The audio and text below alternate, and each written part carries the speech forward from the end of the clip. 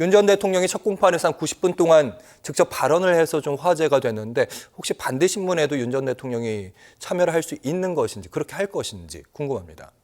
네, 절차상으로는 피고인도 반대신문 과정에 참여를 할 수가 있습니다. 지난 2차 공판 때는 윤 대통령이 직접 반대신문에는 참여하지 않았고요. 이제 신문 이루어지는 과정에서 이제 언론에 보도된 바와 같이 이제 칼을 비유하면서 칼은 요리에도 쓸 수 있고 하지만 반드시 칼을 썼다고 해서 살인이 되는 것은 아니다라는 취지로 어떤 계엄의 정당성에 대한 어떤 입장을 상당히 시간을 들여서 이제 진술을 하였습니다.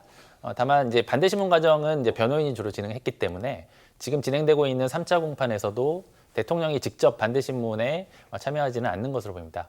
하지만 절차적으로는 보장되어 있고 윤 전 대통령의 경우에도 이제 법률가이기 때문에 필요한 범위 내에서는 이제 반대신문에는 참여할 수 있는 상황으로 보시면 될 것 같습니다. 네, 내란 혐의뿐만 아니라 이제 직권 남용 혐의도 추가로 기소가 돼가지고 동일 재판부에서 이제 판단이 내려지게 될 텐데 공소장이 나왔다고 하는데 어떤 내용들이 좀 추가가 됐습니까? 네, 이제 공소장의 내용은 사실은 이제 익히 계속 들어오셨던 내용들일 겁니다.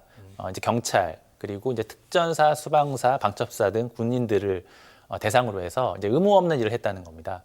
즉 정치인을 영장 없이 체포하도록 지시하고 국회에 진입하라고 지시하고 선관위에 진입하도록 지시하고 이런 일련의 지시 행위 자체가 직권을 남용해서 경찰 공무원이나 군인들로 하여금 의무 없는 일을 하게 한 것이기 때문에 이제 직권남용 권리행사 방해죄가 성립한다는 것입니다.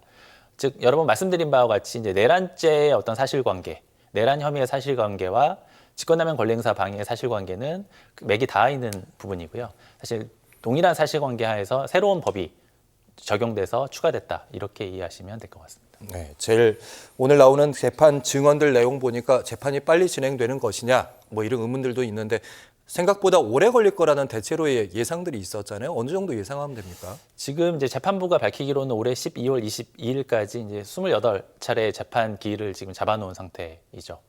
그래서 일주일에 이제 두세 번 정도 계속 진행을 해서 예정대로 해서 28회 기일까지 모든 증인 신문이 마무리가 된다면 이때 재판을 마치고 약 한 달 정도 후에 이제 선고가 될 가능성이 있고요. 내년을 생각하면 되겠네요. 그렇죠. 다만 근데 형사재판이라는 것이 처음에 예정했던 것처럼 진행되지는 않습니다.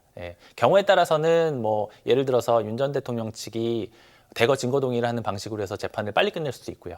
반대로 증인들이 출석하지 않는다거나 하면 계속 재판은 이제 미뤄질 가능성이 있습니다. 그래서 현재 재판부의 일정대로라면 빠르면 내년 초, 그리고 재판이 좀 길어진다고 하면 내년 상반기 정도에는 돼야 결론이 나올 것으로 보입니다. 내년 초가 아니라 더 늘어질 가능성이 높다. 이런 그렇습니다. 말씀이세요? 네.